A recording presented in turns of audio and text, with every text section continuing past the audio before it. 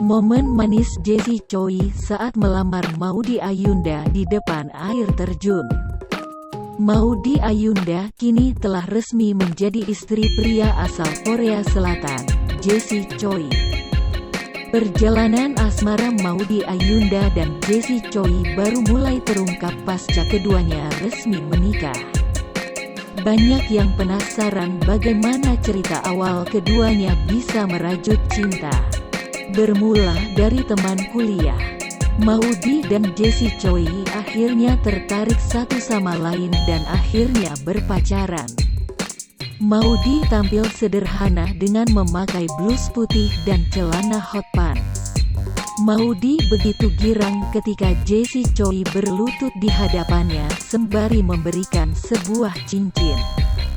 Raut wajah Maudy yang tengah tersipu malu pun terlihat jelas di sana.